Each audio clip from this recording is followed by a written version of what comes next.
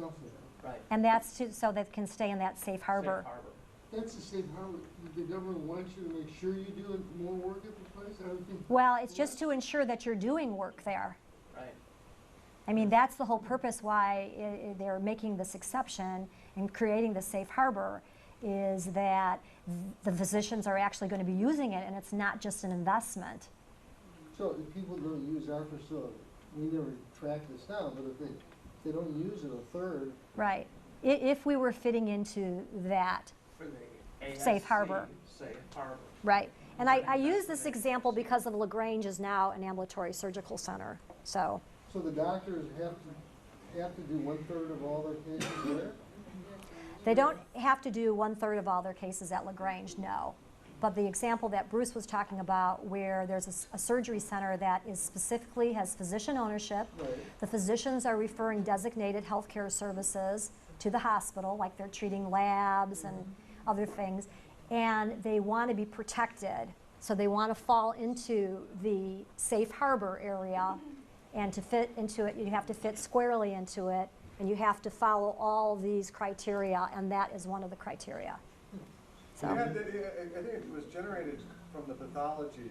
They would have these shared sites, you know, where all the doctors would buy a little piece of it, and they would build to get around this. They would bill out of these labs, and so I think they changed the laws. You actually have to be there a certain amount of time. Right. And bill a certain amount of your billing. Right. It's almost like the extension of the physician's office. Yeah. Bill? And is this only for laser, not for litho? This particular safe harbor is for anything, any type of investment that's an ambulatory surgical center. So most ambulatory surgical centers do multiple kinds of procedures, not just one. You know, I suppose you could have a single specialty surgery center. No, but I was thinking in terms of LaGrange and us. Yeah, no. They're not investors in that surgery center, but they're investors Right. in. And LaGrange, city. we're not going to be falling within a safe harbor because we don't have a physician investment. Okay. So it's really not even applicable. Okay, so we talked about the loan. All ancillary services for federal health care program beneficiaries performed at the entity must be directly related to the primary procedure performed at the entity, and none of them may be separately billed to Medicare or the federal health care programs. The entity and the physician investors must treat patients receiving medical benefits or assistance under any federal health care program in a non-discriminatory manner. So those are all the criteria to fall into that. Oh, there's more. The amount of payment to an investor in return for the investments must be directly proportional to the amount of capital investment of that investor. All ancillary services for federal health care beneficiaries performed at the entity must be directly related to the primary procedure performed. And again, I mentioned about the non-discriminatory manner. Stark law exceptions. Stark exceptions are mandatory. An exception must be met or the arrangement is illegal under Stark. Some commonly used Stark exceptions apply to ownership and investment interest. For example, there is an exception for publicly traded securities and specific providers, like rural providers. There are also exceptions related to compensation arrangements. For example, the rental of office space and equipment, bona fide employment relationships, personal service arrangements, and fair market value compensation. For example, a full-time lease agreement between a physician and a hospital to whom the physician refers patients can meet the office space exception, one of the compensation arrangement exceptions, if the agreement is set out in writing and signed by both parties. You're going to see these are sounding very familiar. Covers all the premises rented or services provided, is for a term not less than 1 year, has an aggregate rental charge set in advance, is consistent with fair market value, which is negotiated at arm's length and does not take into account the value or volume of referrals or any other business generated by that referring physician. Per procedure compensation for lithotripsy is permitted, and that's because CMS has taken the position that lithotripsy is considered a service because we actually have the technologist that comes in, we bring the machine, we bring the supplies. It's not like a piece of equipment that we're dropping off and we're leaving. It's an actual service. So we can use the per click, per payment rate with lithotripsy. A physician investor cannot refer for a DHS service, for example, a laser. And the arrangement cannot violate the anti-kickback statute or federal and state law regarding billing claims submission. Arrangements that would be Stark violations. These would include when services are provided without a written agreement, the agreement is not signed by both parties. Again, we talked about our laser contracts and how as long as we are documenting that we're trying to get the signature and we've signed. The agreement does not specify the services that are to be provided. The compensation is not at fair market value or is not paid as it's written in the agreement. For instance, the rate is X dollars, but if there's 25 referrals in a month, the rate becomes 2 times X dollars. Or Dr. A refers patients for surgery. If he does, then the rate's going to increase. The payment rate increases from Y dollars to 2Y dollars.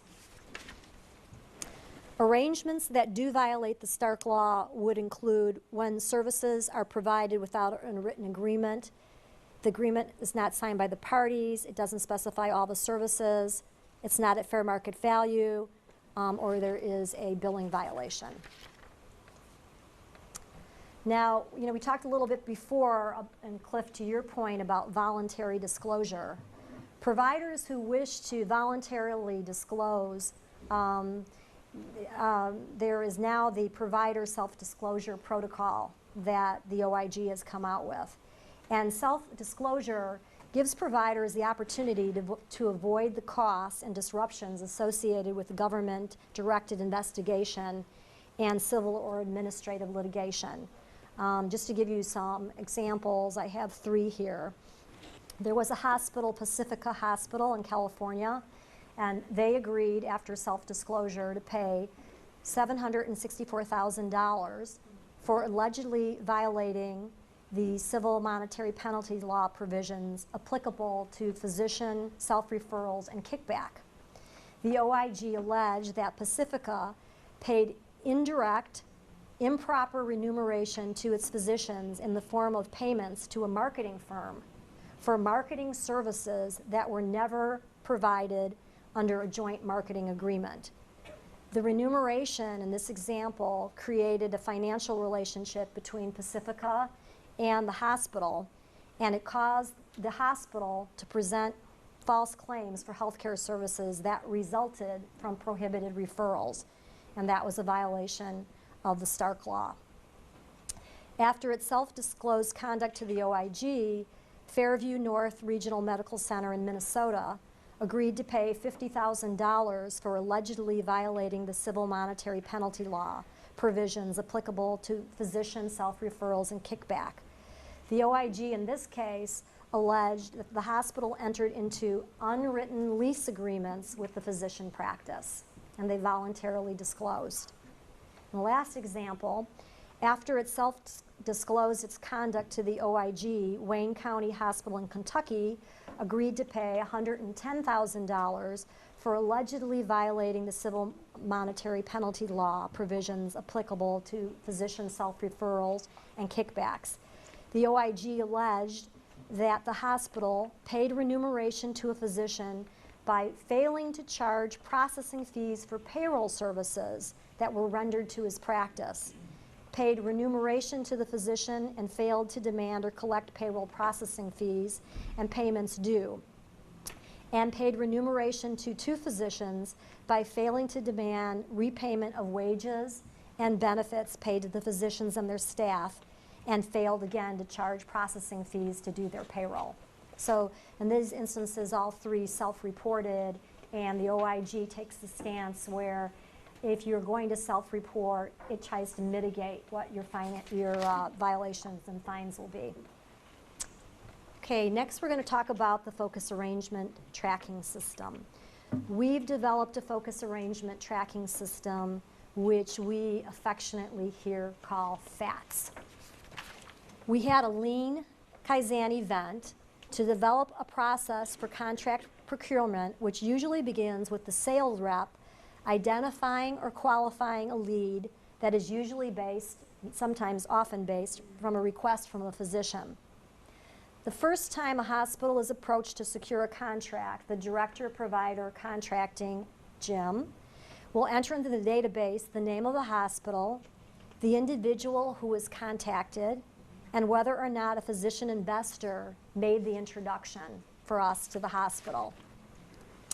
It's the responsibility of the director of provider contracting to assure that all information about the focus arrangement is entered into our FATS database, including the name of the contract, the parties to the contract, the state, the effective date of the contract, the term of the contract, and whether or not the contract automatically renews. That's called an evergreen contract, is a contract that just renews from one period to the next. Okay. The services that we are going to provide under the contract must be entered in, whether it's laser services or lithotripsy services, the compensation rates, the business need or business purpose. And again, as I mentioned, in most cases, we just notate that the facility wants or needs the service. For lithotripsy, back to Eva's question about fair market value, we have to document that the rate is within fair market value and how it was determined. And we also have to have certification language in our contracts that each of the parties shall not violate the anti-kickback statute or the physician's self-referral law. We have an approval process in place. The director of provider contracting will approve all contracts to ensure that all the required information is entered into the tracking system, and he notes by his approval that he's reviewed each element. Then the director of provider contracting will send each contract to our healthcare council to review the agreement. And she in turn will work with the director of contracting on any potential issues that she sees that may be Stark or anti-kickback statute violations. After she's approved the contract, it's a long process, the director of provider contracting notes that the contract has had healthcare council approval, and he will notate that in that system. Then the contract is reviewed by me.